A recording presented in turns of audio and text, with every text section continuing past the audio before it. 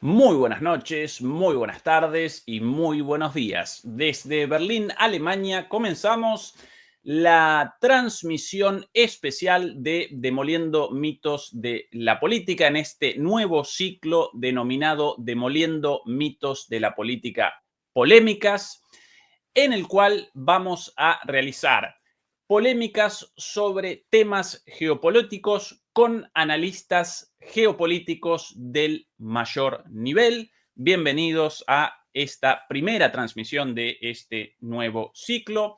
En esta oportunidad vamos a deliberar sobre la figura del presidente ruso, Vladimir Putin, sobre la guerra en Ucrania, como así también sobre la política exterior de Rusia y de la OTAN. Y dicho esto, presento al primero de nuestros contertulios, al primero de nuestros participantes desde Miami, Estados Unidos, el señor Joseph Hage. Hola, Joseph, un placer, bienvenido, ¿qué tal todo por ahí?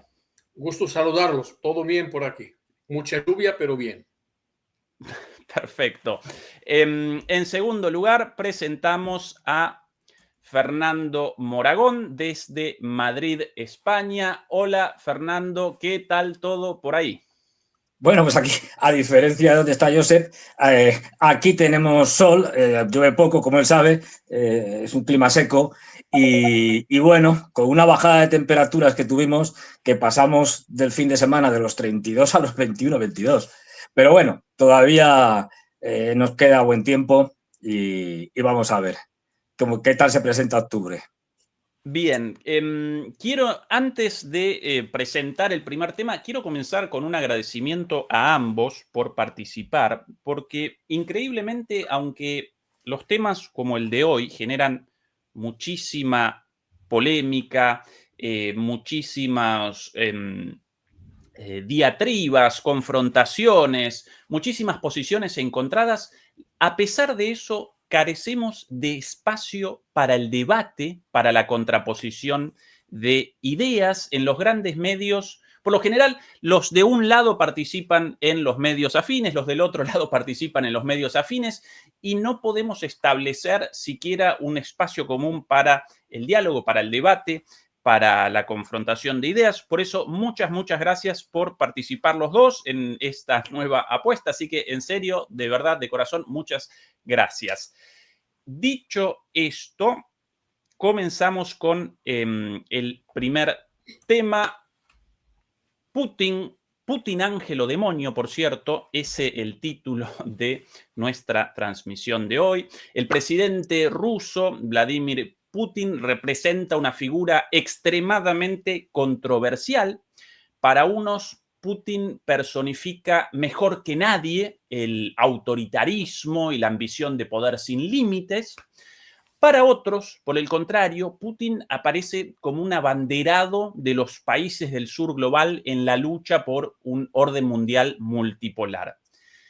¿Cómo debemos entonces conceptualizar a Putin? ¿Como a un tirano despiadado y maquiavélico o como a un defensor de los intereses de los pueblos históricamente oprimidos por las grandes potencias occidentales?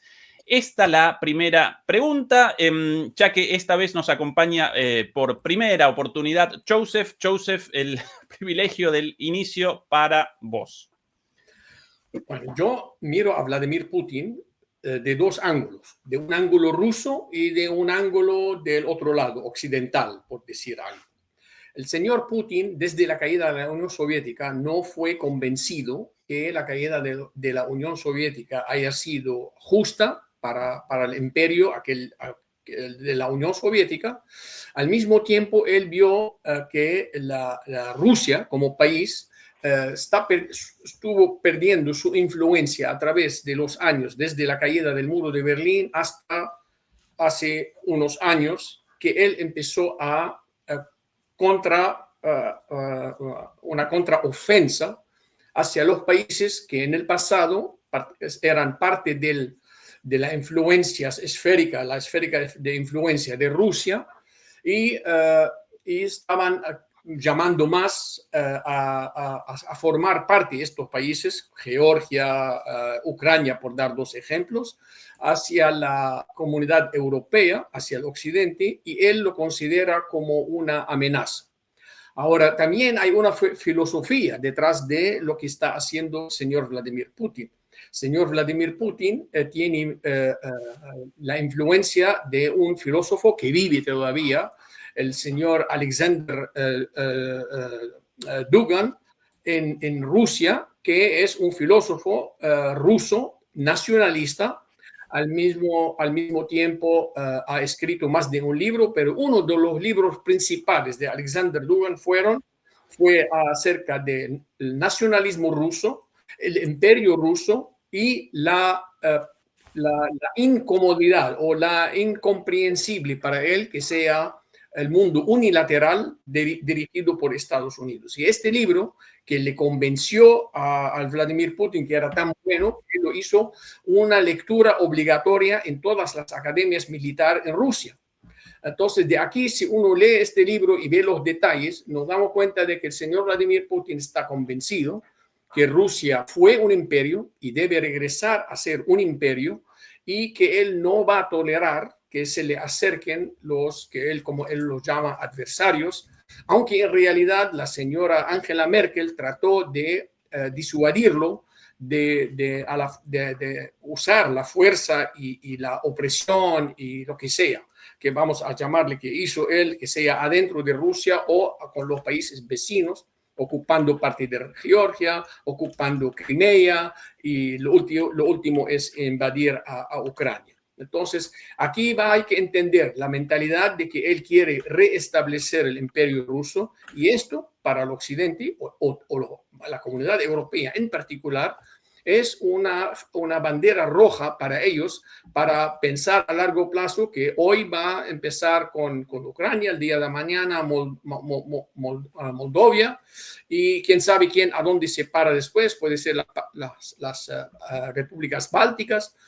Y él rechazando el avance de la OTAN, su invasión a Ucrania causó que los dos países que estuvieran fuera de la OTAN por siglos ahora, por décadas, perdón, como Suecia y Finlandia, ya forman parte de la OTAN. Ya la frontera con la OTAN, con Rusia, ya está tan larga, yo no sé cómo va él, si vamos a hablar militarmente, puede lidiar con una frontera tan ancha. Así que analizándolo del lado de los rusos, yo encantado de tener un líder nacionalista para mi país, pero cuando forma él como uno de los 5 permanentes de Naciones Unidas y al mismo tiempo hace lo que hace, como se llama, que sea adentro de Rusia ante la oposición o los países vecinos, o que sea en otras partes usando la famosa, como se llama, contratista del Wagner Group en África, en Siria lo usó en el pasado, en otras partes. Entonces, todas estas cuestionan las intenciones del señor Putin, y por eso los occidentales tienen distintas ideas de lo que él puede ser o puede hacer ahora o en el futuro. Bien, interesantes los puntos de Joseph, clarísimos. Fernando, ¿cuál tu posición respecto a Putin? ¿Efectivamente quiere el restablecimiento de un imperio ruso y podría acometer en este sentido ataques contra Moldavia, contra los países bálticos, incluso contra otros países europeos? ¿Qué análisis realizas desde tu punto de vista? Bueno, no, como ni ángel ni demonio, obviamente, es decir, pero las cosas no suelen ser tan blanco y negro. Lo primero que hay que decir es que Putin defiende los intereses de Rusia, o lo que él cree que son los intereses de Rusia. Eso está claro. A partir de ahí, él se ha caracterizado por una política extremadamente moderada a la hora de tratar con Occidente y en general con cualquier parte del mundo, tolerando desde que empezó su mandato todo tipo de abusos, como la expansión a la OTAN, etcétera, etcétera, con advertencias desde el 2007, con la famosa conferencia de Múnich, y ante una situación en la cual Estados Unidos, dirigiendo la OTAN, se ha demostrado que no ha entendido nada de lo que significó el final de la Guerra Fría y que en vez de tender un puente de lazos a una Rusia que dejaba de ser comunista y pasaba a ser capitalista, pues todo lo contrario. Se dedicó a ningunearla, a esquilmarla, de ahí los terribles años 90. Y esos años 90, que fueron un desastre para Rusia, que fueron una ruina, que la gente llegó a pasar hambre bajo el mandato de Yeltsin, pues de ahí sale Putin, y Putin es consciente de que no quiere volver a un desastre de ese tipo. Y no olvidemos, con diferentes etapas a lo largo de su estancia en el poder. Una primera etapa en la que ayudó extraordinariamente a Estados Unidos, y solo cuando se desengaña de eso es cuando empieza a cambiar de posición. No olvidemos que la ayuda que le prestó Putin a Estados Unidos en la guerra de Afganistán fue absoluta. La red de distribución del norte, por la cual iban los norteamericanos a través primero de los bálticos y luego atravesando Rusia, incluso dejándoles bases, alguna que otra base para que repostaran aviones, etcétera, y que luego bajaban a través de esa central, fue gracias a Putin. Y gracias a Putin, cuando Pakistán, después del asesinato de Bin Laden, se enfada, digamos, tiene problemas con Estados Unidos y corta la logística desde el puerto de Karachi, pues dependieron completamente de Rusia, y Rusia fue quien salvó, digamos, ese periodo de operaciones en Afganistán desde el punto de vista de la logística. Es decir, que Putin no empieza queriendo ningún imperio ni nada por el estilo.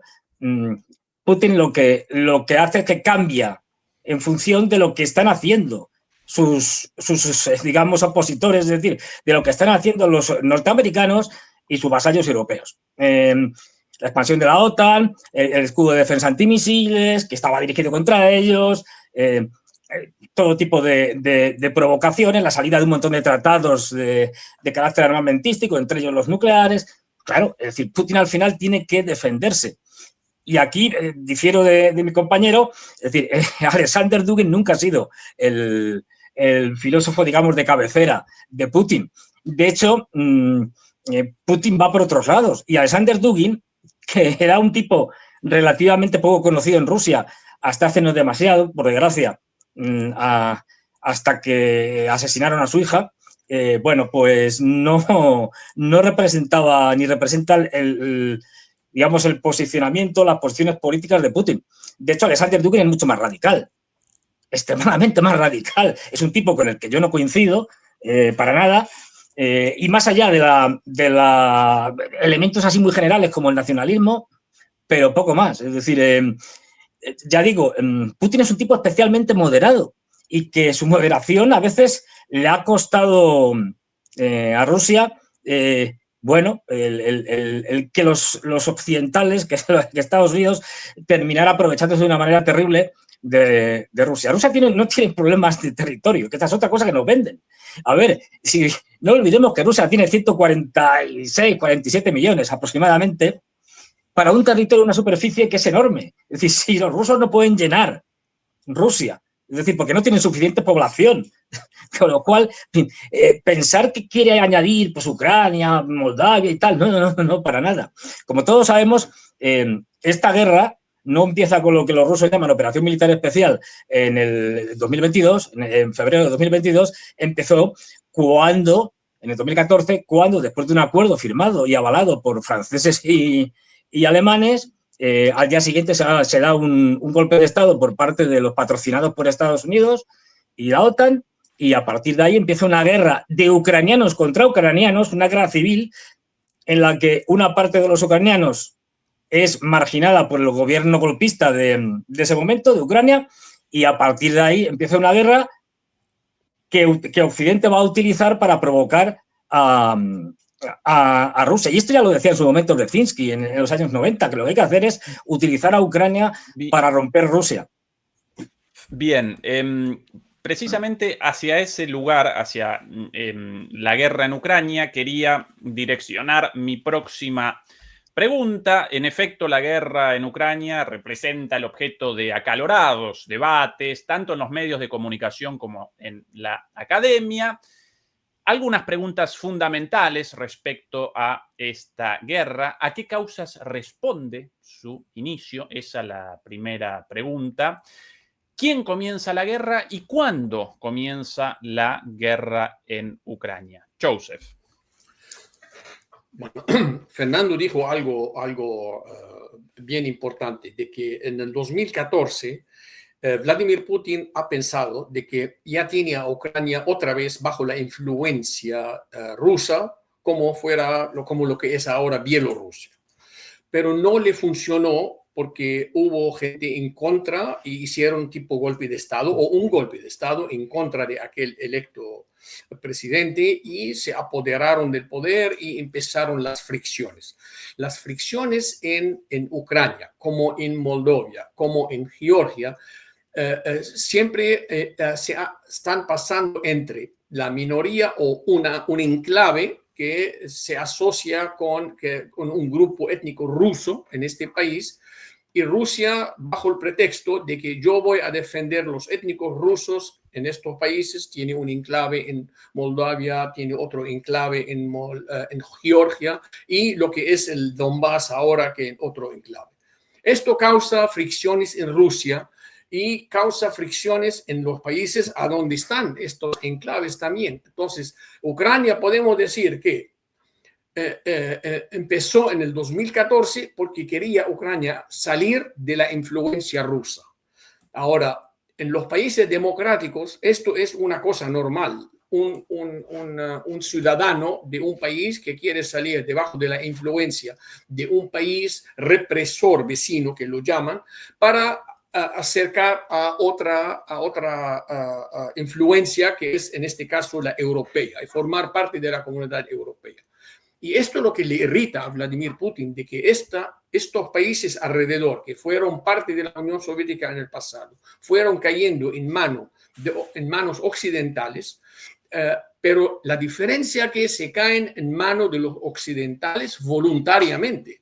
Los ucranianos no son forzados a pedir que quieren formar parte de la comunidad europea, tampoco los polacos, tampoco las repúblicas bálticas. En ninguno de estos países fueron forzados los ciudadanos para pedir anexarse hacer formar parte de la comunidad europea.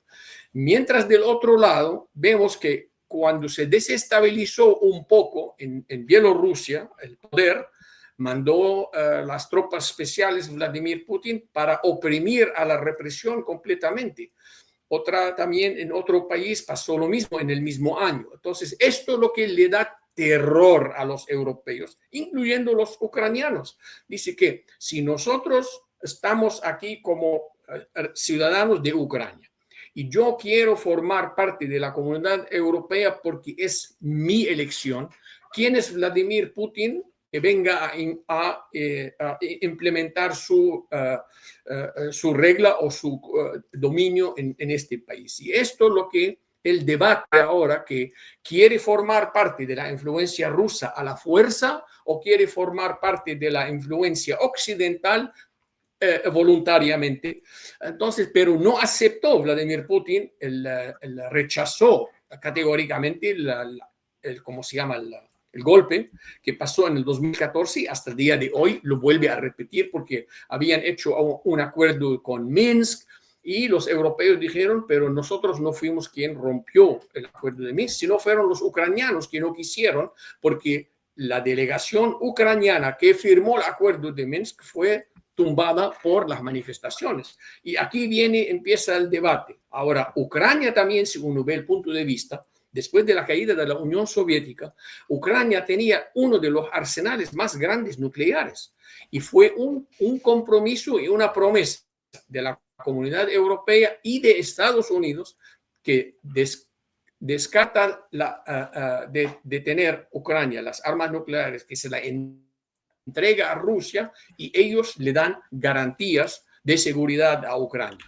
Entonces, aquí los occidentales tienen una promesa hecha que no pueden cumplir como debe, y del otro lado tenemos a un reclamo de Rusia o del señor Putin de que Ucrania debe devolver a la influencia rusa para proteger la frontera rusa. Y definitivamente Fernando tiene toda la razón de que, ¿cómo se llama? Rusia no tiene ambiciones territoriales, porque el territorio ruso alcanza para toda la población del globo terrestre, pero sí hay la influencia política, la influencia estratégica, la influencia geopolítica en estos países, como quiere Rusia, por ejemplo, controlar el mar, el flujo marítimo en el Mar Negro. Por eso se tomó ¿cómo se llama? A la isla de Crimea. Ahora hay otros que dicen, no, Crimea siempre fue rusa y todo. El tema que acá en el siglo XXI hay que ver las cosas de otro ángulo. Dicen, yo me apodero de esto y después que se arreglen. Y cuando hizo la primera vez en Georgia Vladimir Putin y la segunda vez en Crimea y no reaccionó al occidente, se envalentonó y hizo lo que tuvo que hacer en Ucrania. Ahora, yo me siento con un ruso y 2 días y ni él me va a convencer que tiene la razón en invadir a Ucrania. Vladimir Putin, tampoco yo lo voy a convencer que de lo contrario. Entonces estamos aquí como en una callejón cerrado. Los dos, yo no sé si los dos tienen la razón, pero hay un conflicto, un dilema que hay que resolver. ¿Cómo resolverlo? Ya aquí eso sería una discusión para más adelante. Bien, muchas gracias, Joseph. Fernando, ¿qué análisis realizás vos de las causas de la guerra, su inicio, sus actores principales, etcétera? Bueno, es que aquí, claro, hay una interpretación que no es real. Es decir, el problema no está en que Ucrania quiera unirse a la Unión Europea. A Putin y a Rusia le da absolutamente igual que se una a la Unión Europea. De hecho, lo ha vuelto a decir hace no demasiado. No, si ustedes pueden unirse a la Unión Europea. A mí eso no nos provoca ningún tipo de problemas. El problema es que ustedes se unan a la OTAN. Ese es el problema. La Unión Europea es hasta ahora, porque desgraciadamente la Unión Europea se está convirtiendo en una organización militar sustituta de la OTAN, ese proceso de esa deriva totalitaria que estamos viendo en la Unión Europea, que quiere construir unos Estados Unidos de Europa totalitarios, en la que un gobierno no democrático de la señora von der Leyen, no elegido por nadie, de la Comisión Europea, pues de hecho está mandando ya y se está atribuyendo capacidades militares que no están en los tratados originales de la Unión Europea. Pero bueno, lo que tenemos es justo lo contrario, es decir, es un occidente que avanza, pero no el occidente económico, el occidente, entre comillas, democrático, que quiere introducir a Ucrania en la Unión Europea. No, esto no tiene problemas, ni Rusia, ni nada, ni nadie de ningún tipo. El problema está en que es el occidente militar, el que quiere poner su armamento militar en Ucrania, a 6 minutos de vuelo de un misil sobre Moscú. Claro, esto es inaceptable, como lo fue en su momento la crisis de los misiles de Cuba para el gobierno norteamericano. Y esta es la realidad. Y en cuanto a lo de la ocupación de territorios, a ver, aquí tenemos una cosa que es que no podemos aplicar la doble vara de medir. Es decir, cuando se dice que lo de los territorios, que se ocupó Crimea y tal. Bueno, ocupó a Crimea, no olvidemos, después de una guerra civil en la cual, que ya había estallado, se había intentado prohibir la lengua rusa y no le quedó más que una opción para proteger a la población rusa, porque a diferencia del resto de Ucrania, la población de Crimea es mayoritariamente rusa, étnicamente rusa, si se puede hablar así, no solo rusófona. Bien, pero es que, claro, tenemos un ejemplo que esto no se cuenta. Y es anterior, es decir, en buenos aspectos. Es decir, es que hay un país que se llama Israel que ocupa en una guerra los Altos del Golán y tras muchos años de ocupación decide anexionárselos, sin ni siquiera hacer un referéndum, se los anexiona. Y eso es reconocido por Estados Unidos. Es decir, un país, yendo en contra de la Carta de Naciones Unidas, ocupa unos territorios en una guerra, se los anexiona como parte de Israel, ya son parte de Israel, y encima reconocido por Estados Unidos. Entonces, ¿de qué estamos hablando? La doble vara de medir de siempre. Y finalmente lo de a ver, lo de la, en fin, el tema de las armas nucleares, que fue un acuerdo entre rusos como herederos de la Unión Soviética, norteamericanos, etcétera. Hay que decir que el control de las armas nucleares nunca las tuvo Ucrania, ni las tuvo Kazajstán, ni las tuvo Bielorrusia. Los otros países nuclearizados, al desaparecer la Unión Soviética, tenían las armas, pero no el control, que estaba en Rusia.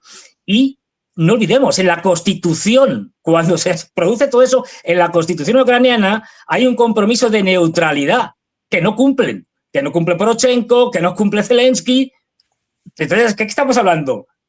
Zelensky, que como todos sabemos, es un presidente que no es, que ya no es nada. Yo no sé cómo le reciben en Naciones Unidas. Si este señor, según la Constitución ucraniana, ha dejado de ser presidente y tendría que haber pasado automáticamente el 20 de mayo del 2024, si mal no recuerdo, es decir, automáticamente tenía que haber pasado la presidencia al presidente de la Rada Suprema, es decir, al presidente del Parlamento ucraniano. Ni siquiera respetan sus propias leyes.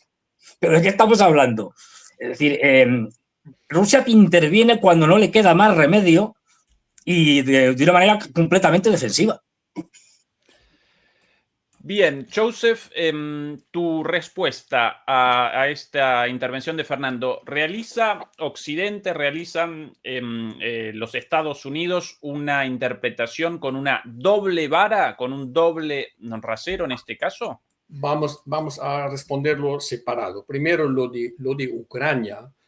Ucrania pidió oficialmente sumarse a la OTAN, pero la OTAN nunca aceptó a Ucrania. Entonces, podría haber quizás, teniendo un poco de paciencia, Vladimir Putin, para pedirle a los europeos que no él aceptaría la OTAN en Ucrania, porque nunca hubo muchos rumores, pero nunca aceptó. La OTAN aceptó a Ucrania que forme parte de la OTAN. Así que aquí puede uno decir, sí, pero ellos pidieron, pero bueno, pero nunca lo tuvieron, nunca lo aceptaron. No es que lo aceptaron los europeos y lo rechazó Vladimir Putin, no. El tema es que no se aceptó la membresía de Ucrania, ni cuando la pidió, ni cuando la hizo formalmente con la OTAN. Ahora, acerca de la doble moral, no es igual. No estamos comparando dos manzanas, porque los altos del Golán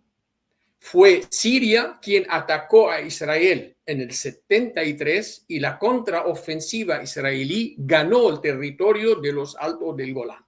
No fueron regalados, tampoco fue una cosa de que Israel inició la guerra en contra de Siria. Fue al contrario, Israel se defendió contra Siria y contra Egipto. En el 1973, esto después de decir, en el 67 lo mismo, la atacaron todos los países. Estaba Cisjordania, formaba parte de Jordania, y la Franja de Gaza formaba parte de Egipto. Fueron ellos quienes atacaron a Israel en junio del 67, perdieron la Franja de Gaza, perdieron la Sinaí, perdieron ¿cómo se llama? La Cisjordania y parte de los altos del Golán. En el 73 volvió el escenario, atacó Egipto y Siria al mismo día, pudo penetrar Egipto, el desierto de la Sinaí. Hubo el famoso encerrando una brigada a otra brigada, luego un ejército a otro y no sé qué, se resolvió con el proceso de paz con Egipto, pero de Siria perdió lo que quedaba de los altos del Golán en una guerra que inició Siria. Entonces, en este caso no se compara, porque aquí Ucrania no fue quien atacó a Rusia para quitarle terreno. Ya estaban parte de los renegados rusos o étnicos rusos recibiendo ayuda militar de Rusia para la guerra que llamó Fernando Guerra Civil. Pero no sé si, fueron reprimidos, quizás sí, pero guerra civil no sé si llegó a ese nivel, pero cuando ya empezaron los confrontamientos militares entre los grupos étnicos rusos y los ucranianos, eso sí ya es una guerra civil, porque son los dos ucranianos, uno quiere una alianza o una influencia rusa, el otro quiere una influencia independiente europea. Y claro, va a terminar eso en una guerra civil, no tiene otra salida, a que gane uno de los dos. Bien, entonces, si realizo una interpretación correcta de tu argumentación, Joseph, en el caso de Israel, la ocupación de los Altos del Golán respondió a un ataque inicial de Siria y eso convalida la ocupación por Israel de... No convalida, pero Ajá. durante la historia, digo, no tengo que ir lejos, Estados Unidos, había estados que formaban parte de México. México lo perdió en el 1880 en una guerra. Entonces, ¿qué viene México ahora? Quiero recuperar mi territorio.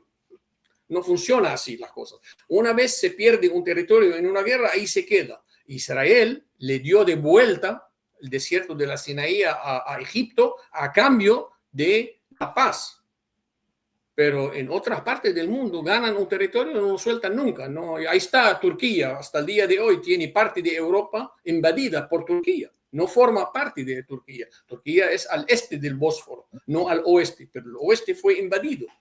Entonces, bien, aquí hay mucho que comparar, pero digo, para no comparar esto a lo de los Altos del Golán con lo de Ucrania, que no es la misma premisa que estamos hablando. Eso es todo lo que quería decir. Bien, Fernando. Sí, no, a ver, yo creo a ver, es absolutamente indiferente el hecho de que la guerra la hayan provocado unos o la hayan provocado otros, porque una vez que esa guerra se resuelve y la ganan unos y la pierden otros, como suele pasar en la mayoría de las veces, y se apoderan de unos territorios que no formaban parte de su país, en este caso de Israel, a partir de ahí tú puedes gestionar esos territorios ocupados, pero no te los puedes anexionar porque siguen siendo parte de ese país. Desde el punto de vista del derecho internacional, ya sabemos que Occidente, el derecho internacional no le interesa absolutamente nada y lo que ahora mismo se impone es el orden internacional basado en reglas, que es el orden internacional que a mí me da la gana. Como hemos visto hoy, estos días en Naciones Unidas, a un Trump absolutamente haciendo lo que quería y poniendo en ridículo a europeos y a un montón de gente, ¿no? Bueno, es decir, si aplicamos el pragmatismo de la fuerza y el realismo, entonces no hay nada que criticar a los rusos, porque cualquier territorio que quede en manos de los rusos, pues será fruto de una guerra, pasará a ser historia y por lo tanto, pues como los otomanos perdieron todos los Balcanes, pues bueno, o como pues eso, los norteamericanos se quedaron con más del 55% de México, de lo que en ese momento era México, pues bueno, efectivamente la historia tiene muchas guerras y hay cambios de fronteras y de territorios. Pero ya digo, desde el punto de vista de la Carta de Naciones Unidas y del derecho internacional, los Altos del Golán son sirios.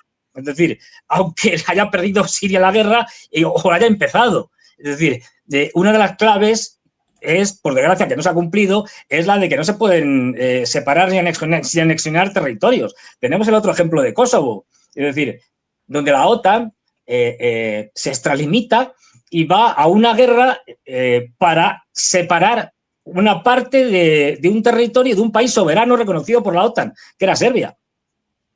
La República de Serbia y Montenegro. Es decir, bueno, es decir, lo que estamos viendo aquí es que otra vez el doble rasero, es decir, cuando nos conviene, hacemos una guerra contra un país soberano, le quitamos un cacho y eso está justificado.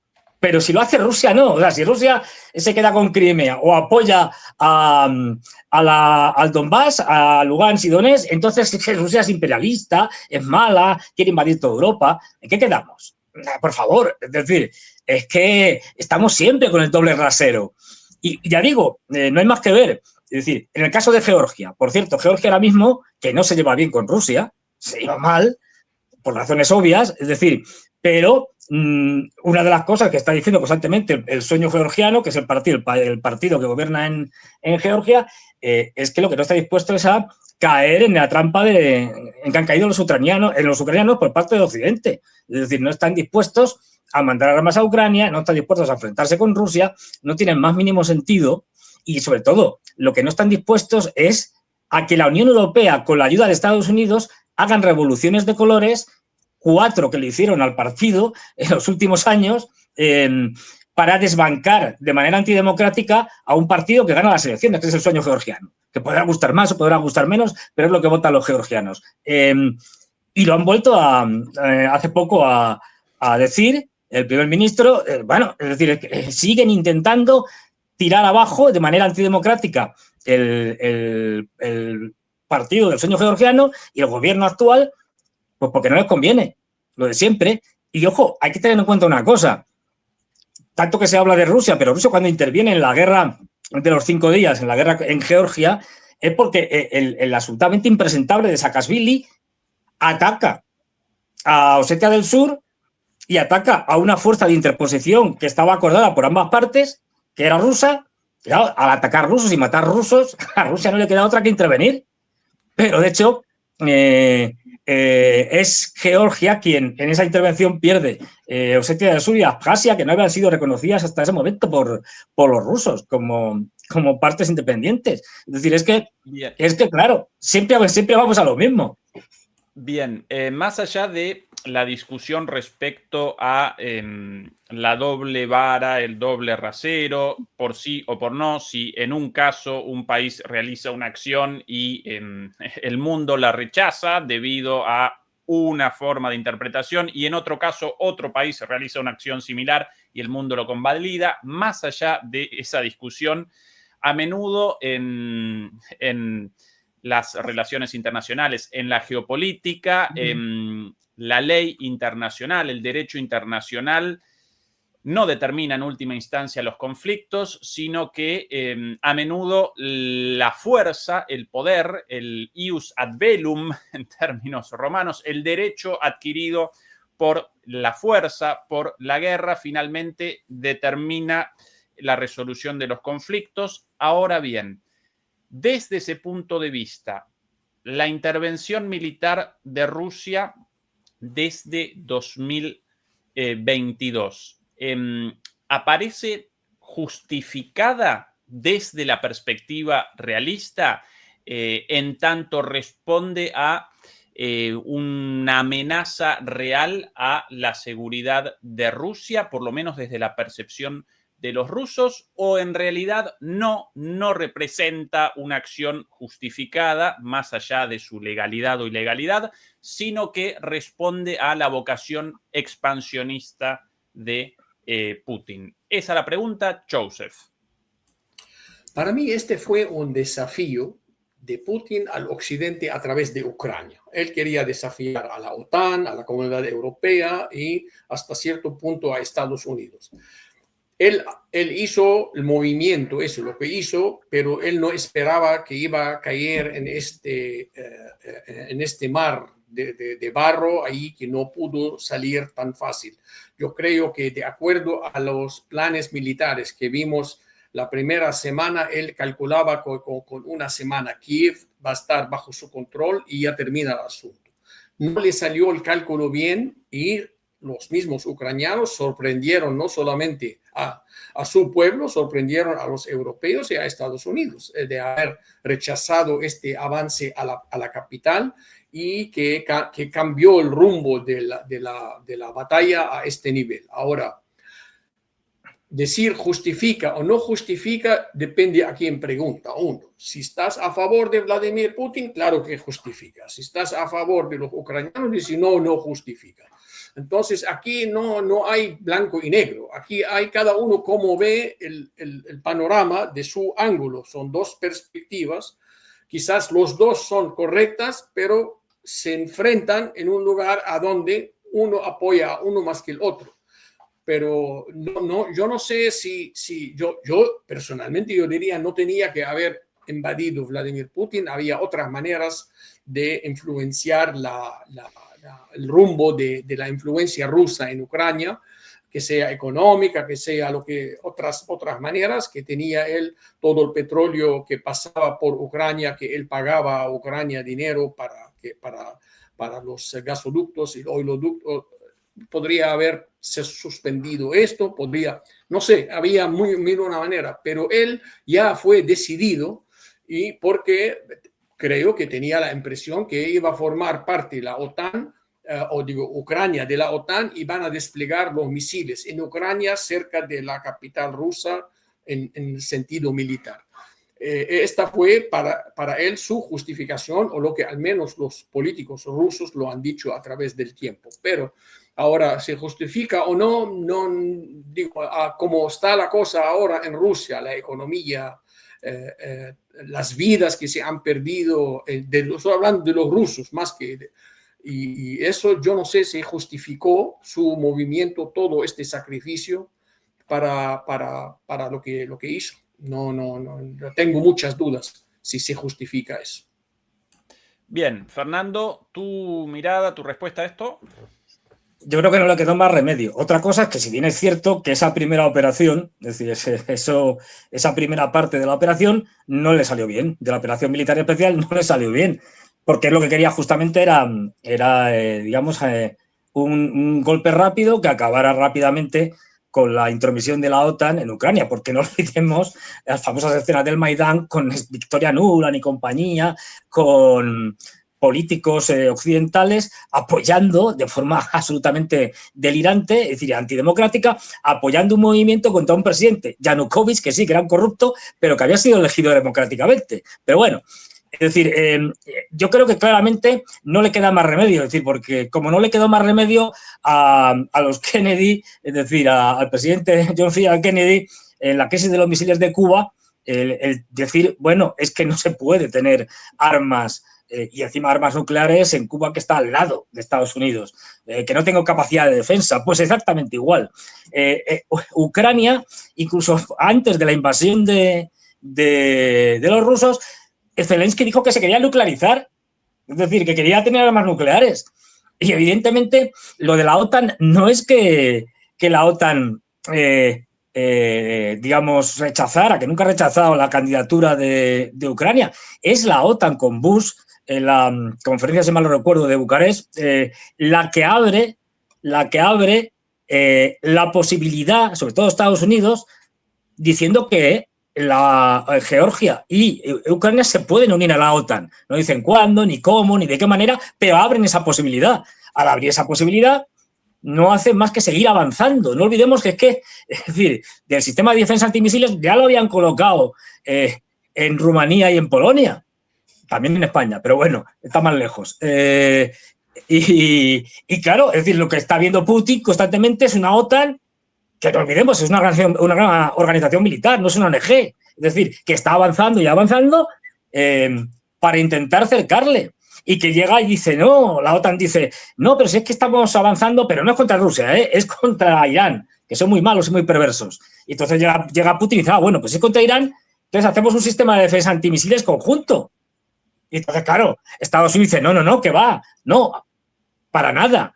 Quiere decir que ha hecho todo lo posible por llegar a acuerdos con la OTAN. Y la OTAN, y no lo olvidemos, lo ha reconocido la canciller alemana Merkel y posteriormente François Hollande.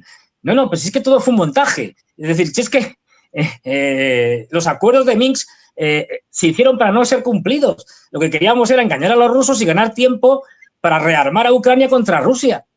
Esto es reconocido por Angela Merkel y por François Hollande, que no son sospechosos de ser prorrusos.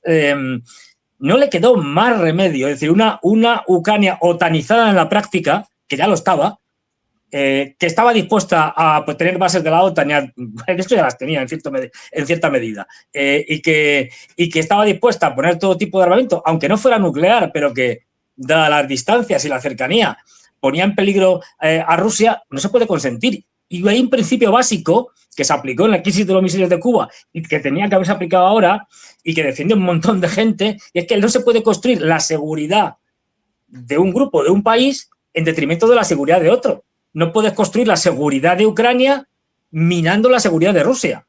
Esto no puede ser. Y la OTAN no puede construir una seguridad, no sabemos contra quién, pero bueno, en detrimento de la seguridad de Rusia. Por eso Rusia ha tenido que hacer lo que ha hecho. Es que es así. Y no es Rusia ya la que quiere. No olvidemos que es la OTAN ahora mismo, y sobre todo la parte europea de la OTAN, la que nos está llevando a una guerra contra Rusia. Una guerra en la que nos cuentan, por un lado, que los rusos son malísimos y van a invadir toda Europa.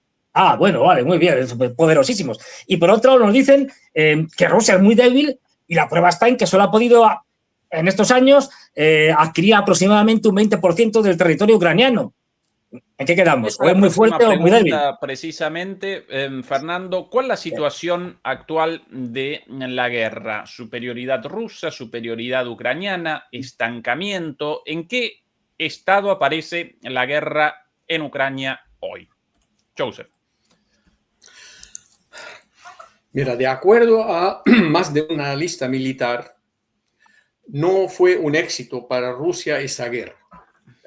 Muchas vidas costó y se ha visto la debilidad de este tigre ruso frente a Europa, porque con todo el apoyo que le dan a Ucrania, todavía no le están dando un apoyo ofensivo hasta cierto punto. Los drones que está usando Ucrania ahora son hechos en Ucrania, ni siquiera son importados. Pero se ha mostrado con lo que pasó en el terreno entre todos los confrontamientos que Rusia quizás puede avanzar de a poquito en Ucrania, pero si entra en una guerra en contra de la OTAN no tiene chance. No hay manera de que pueda hacer un avance o sostener una guerra a largo plazo en contra de la OTAN. Esto ya se ve en el terreno. Y ahora, con que se están poniendo más duros los rusos, o Vladimir Putin en particular, si verdaderamente le van a dar armamento ofensivo a los ucranianos, esta guerra va a ir un turno diferente. Podría ser muy feo también, porque más apretas al ejército ruso, más se va a poner violento Vladimir Putin, y allí no hay límite para él. No es que vamos a decir, bueno, que bajo la presión él va a ceder, no. Vladimir Putin no es el tipo que va a ceder nada, ya lo sabemos, y esto a mí no me gusta mucho, preocupa que lo aprieten a Vladimir Putin. Yo prefiero, para que venga Vladimir Putin a sentar en la mesa y resolver el tema de Ucrania, que usen las presiones económicas. Y tiene todavía el presidente Trump una herramienta bien fuerte, bien eficaz para usarla si decide, que es el petróleo, porque si se pone de acuerdo con su amigo Mohammed bin Salman a aumentar la producción del petróleo y que baje el precio a $30, como pasó en los últimos años de la presidencia del señor Obama, ya Vladimir Putin se obliga a sentar en la mesa de negociación porque no puede financiar la guerra. Él está vendiendo el petróleo de él, según las fuentes del mercado, a $17 menos del precio del Brent. Si llega a tener el precio en el mercado abierto, $30 el barril, menos 17, este es menos del costo de producción para Rusia. Entonces, hay todavía oportunidades para no amenazarlo, pero para obligarlo a sentar en la mesa y terminar con esta confrontación. Pero si va a elegir esta confrontación sí o sí, yo no le veo salida, como se dice, aceptable de punto de vista humanitario, porque va a haber muchas víctimas, va a haber muchos civiles que pagan precio de los dos bandos, y prefiero que las presiones luego lleguen a un acuerdo que pueda Rusia aceptar para su seguridad, y que Ucrania también, como los europeos, puedan tener tranquilidad para su seguridad. El tema aquí el que tiene la fama en el pasado, que son los de la parte de la Unión Soviética y los rusos, desde Joseph Stalin hasta Leonid Brezhnev, hasta que cayó la Unión Soviética.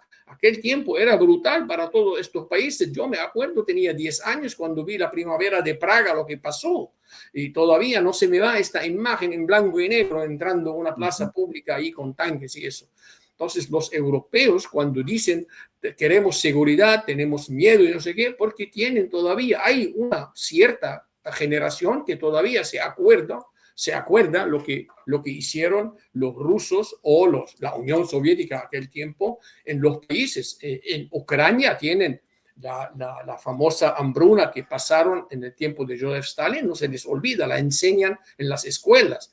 Entonces, aquí hay que hacer un juego entre todos que se sienten seguros para el futuro y que Rusia tampoco se siente amenazada con una OTAN que le está tocando la puerta. Bien, Fernando, Rusia efectivamente representa un tigre de papel, como la caracterizó Trump en su última publicación. Bueno, en todo caso, como decía el portavoz presidencial de Putin, será un oso, no un tigre. Pero claro, porque el tigre no cuela. En todo caso, tigre y la India quizá, o elefante, pero bueno, no. Es decir, bromas aparte, a ver, esto de que la economía rusa se está hundiendo, para nada. La economía rusa está mucho más sana que la europea. Esa sí que se está hundiendo. Tenemos a Francia, que es una bomba de relojería, y tenemos una deuda pública y privada también en Europa que está disparada en la mayoría de los países por encima del 100% del PIB, y lo de Francia ya ni os cuento. Es decir, es terrible, ¿no? Con lo cual, lo que tenemos realmente es una crisis económica salvaje, provocada en parte por las medidas absurdas, por las sanciones, las autosanciones europeas. No hay cosa más absurda que ponerse autosanciones. Es decir, que perjudican a Europa y benefician a Rusia.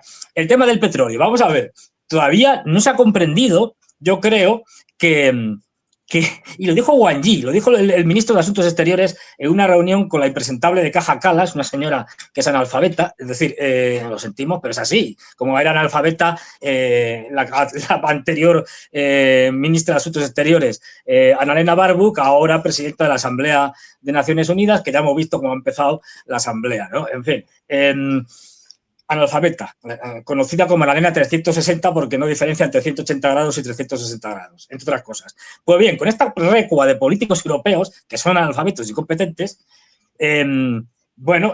lo que tenemos es una crisis económica devastadora autoimpuesta por ellos. Decía la ministra hace 2 años, es decir, decía la ministra sueca en ese momento de finanzas, no recuerdo el nombre, que habían puesto las sanciones a Rusia sin saber si eso iba a perjudicar o no a Europa. Pero ¿en manos de quiénes estamos?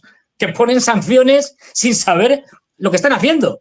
Es decir, en cuanto a lo del petróleo, mientras está apoyado, que se me iba el discurso, Wang Yi se lo dijo a Caja la situación militar en la guerra. Si Rusia con superioridad, Ucrania con superioridad, o si un estancamiento. Bueno, simplemente decía en ese sentido, Rusia representa un tigre de papel o no. Para ese lado. No, simplemente decir que mientras tengan el apoyo de India y sobre todo de China, la economía rusa no va a tener problemas. Estamos hablando, y Wang Yi ya lo dijo, no vamos a dejar que pierda Rusia. Ya está. Se lo dijo a Kaja Kallas este verano en una reunión previa a la celebración de los 50 años de las relaciones entre China y la Unión Europea y tal. Bueno, pues está claro, por interés, China no va a dejar que caiga nunca Rusia. Y si tiene a China detrás, su economía va a ir estupendamente.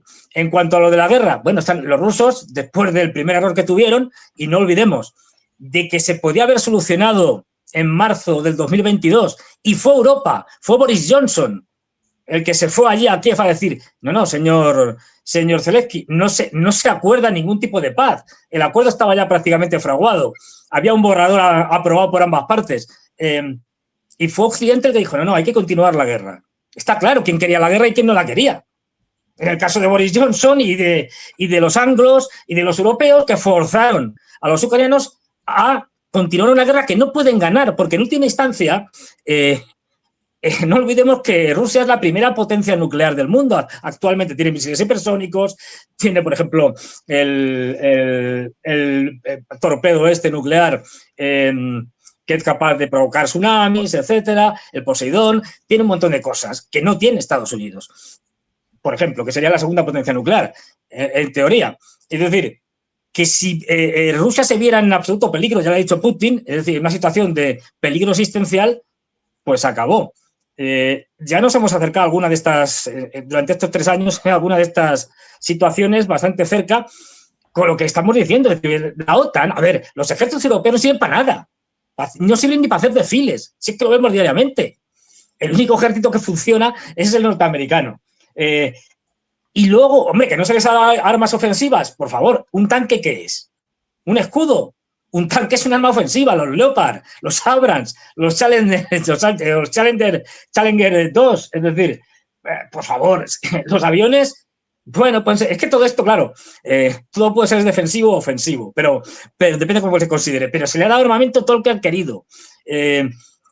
Y los Storm Shadow, es decir, los misiles británicos y su versión francesa, los Scalp, misiles que son capaces de atacar con una cierta profundidad el territorio ruso. Se les ha dado de todo. Artillería, es decir, se les ha dado vehículos blindados de todo tipo, los Bradley, es decir, es que se les ha dado de todo.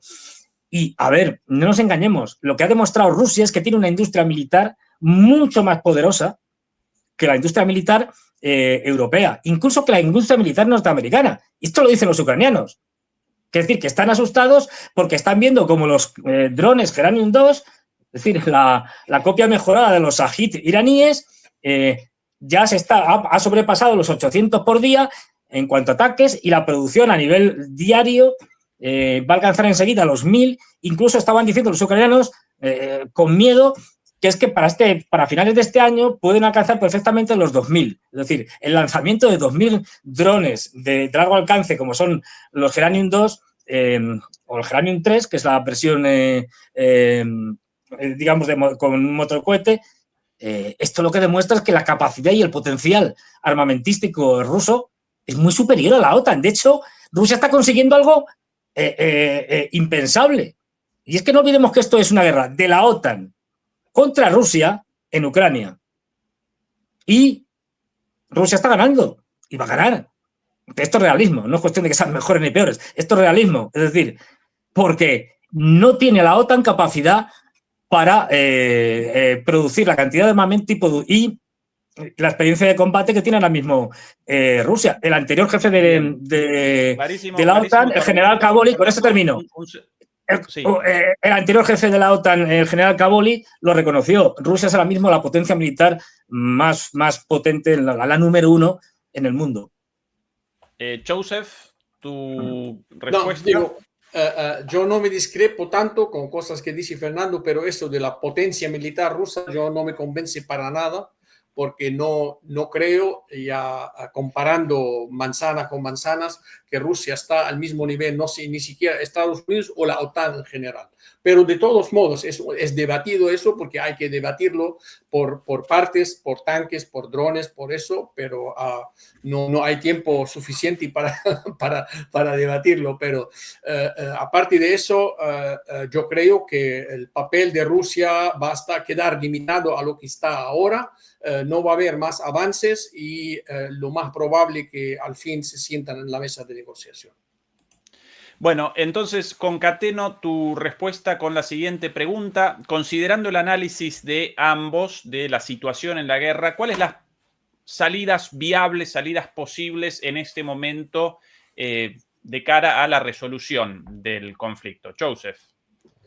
Para mí, lo que dijo una vez el presidente Trump, para lograr un acuerdo, no puede rendirse uno de los dos. Es que ni uno se va a rendir, ni el otro va a declarar victoria. Va a ser una victoria, los dos sacan lo máximo que pueden de todo lo que piden.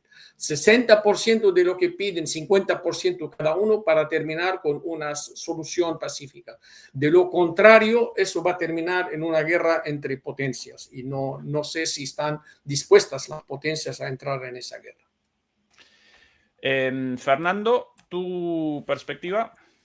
Yo creo que, como ha demostrado el presidente Trump, que lo que quiere es salirse de este lío que siempre achaca a la época de Biden y que te ha dicho muchas veces que no se puede ganar, es una guerra que no se puede ganar, salirse de esto, como lo ha demostrado en las últimas declaraciones en Naciones Unidas, echar, digamos, el problema a los europeos, que sean los europeos comprando armamento norteamericano los que resuelvan el asunto. Yo me voy, y esto cada vez lo tiene más claro, sigue ganando tiempo y diciendo, bueno, pues que los rusos sigan haciendo la guerra allí con los ucranianos y los ucranianos con los rusos, y porque sabe perfectamente que los rusos van a terminar ganando. Es decir, porque esto no hay que verlo en cuanto a conquistas territoriales, que todos los días los rusos avanzan, Pero porque esto es una guerra de posiciones y una guerra de desgaste. En una guerra de posiciones y de desgaste lo que pretenden ambos bandos es acabar con la capacidad de luchar del enemigo. Es decir, es destrozar, destruir el ejército contrario. Y lo que estamos viendo es un ejército ruso cada vez mayor, cada vez más potente, con más hombres, y un ejército ucraniano cada vez más debilitado, que no tiene efectivos. Si no tiene efectivos, por una cuestión demográfica. Es que no tiene suficiente gente. Es decir, con lo cual, la derrota de Ucrania es inevitable. Clarísimo tu punto también. La última pregunta para redondear este debate, a propósito de Trump, recientemente mencionado, su llegada a la presidencia de Estados Unidos generó fuertes debates respecto a la OTAN. ¿Qué misión debería efectivamente presentar la OTAN en el presente y qué posición debería establecer la OTAN ante Rusia? Joseph. Mira, el propósito vamos a llamarlo el ataque o esta hostilidad del presidente Trump contra la OTAN era por el financiamiento. Por fin se convencieron los miembros de la OTAN de que hay que aumentar el presupuesto de defensa de cada uno de los países de 1 o 2% al 5% de su PIB, Producto Interno Bruto, y con eso ya queda satisfecho el presidente Trump. La mentalidad o la política del señor Trump es que él no quiere cargar con las guerras de los europeos. Él quiere que los europeos tengan lo suficiente para defenderse y cuando se necesita ayuda, Estados Unidos está dispuesto a formar parte de ello. Ahora el presidente Trump está muy a gusto con lo que ofrecieron los europeos con su presupuesto de defensa, excepto España, por supuesto, y en este caso él está dispuesto a participar con ellos. Lo mismo le dijo con la cuestión de Ucrania, que por el momento nosotros hemos gastado más dinero que todos los europeos conjuntos. Mientras esto, ustedes van a gastar sobre este armamento hasta al menos quedarnos los dos empatados en el monto de dinero gastado hasta que llega un punto que podemos los dos ayudar a Ucrania. Entonces, él está haciendo como cualquier presidente debe hacer, es cuál es el mejor interés de Estados Unidos, que sea con los aliados o que sea con los adversarios. En este caso, el presidente Trump está haciendo eso en particular, no está haciendo otra cosa. Bien. Fernando, ¿qué posición debería presentar la OTAN respecto a Rusia? ¿Cuál debería representar la misión de la OTAN en el presente? ¿Qué análisis realizas?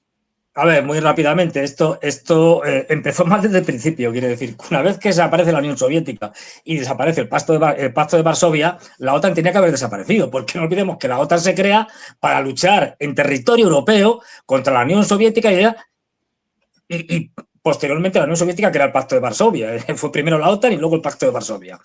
Una vez que tu enemigo ha desaparecido, no tiene sentido una OTAN que se ha intentado internacionalizar convirtiéndose en una especie de policía del mundo.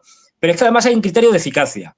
Es decir, la OTAN ha demostrado en Afganistán, en un montón de guerras, en los países occidentales, en Irak, etcétera, que no funciona, que pierde las guerras. Es decir, entonces es una organización disfuncional. No olvidemos que la OTAN, los países más ricos y con mejor armamento y con más calidad, fueron incapaces en 20 años de derrotar a los talibanes, unos señores que son analfabetos, que van con chanclas prácticamente y que utilizaban armamento de época soviética antiguo y digamos, no armamento de grandes capacidades, armamento de armas pequeñas. Es decir, bueno, pues en 20 años no pudieron. Si esto no es suficiente para que la OTAN se disuelva, que me cuenten para qué, porque no olvidemos que la OTAN no es una ONG, es una organización militar que en un momento determinado se atribuye el derecho a intervenir en todo el mundo.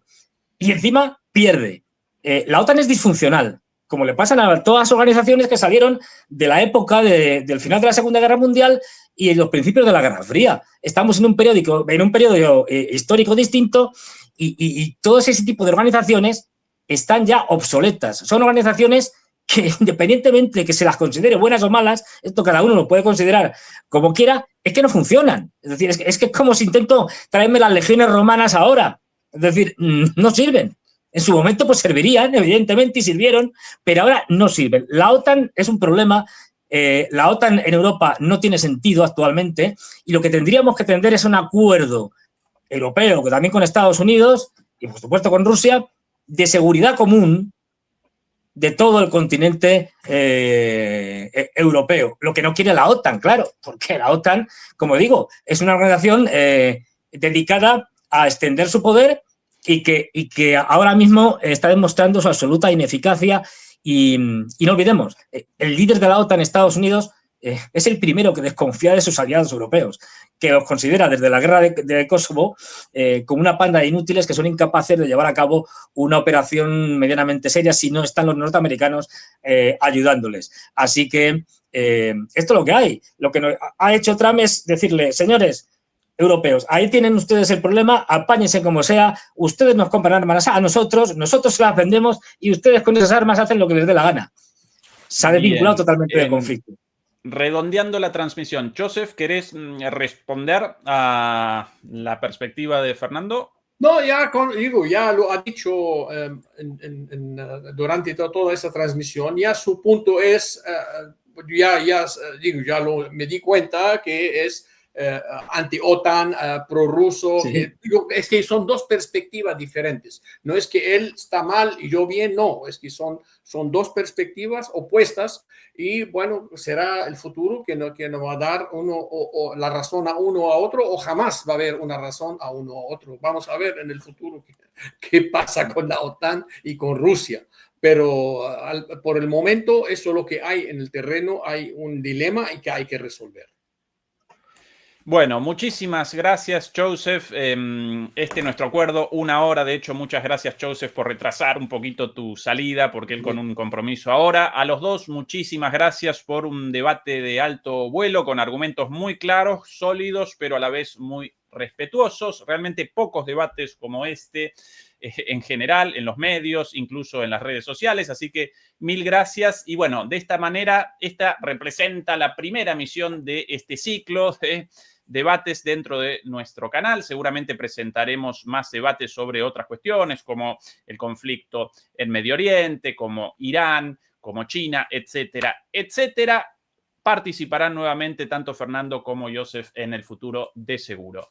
Demoledores y demoledoras, en 1 hora más o menos comienza la transmisión de Adrián Celaya por nuestro canal hermano de MP Geopolítica, con retransmisión en nuestro canal, y nosotros por aquí mañana nuevamente junto a Juan Antonio Aguilar en una charla con él.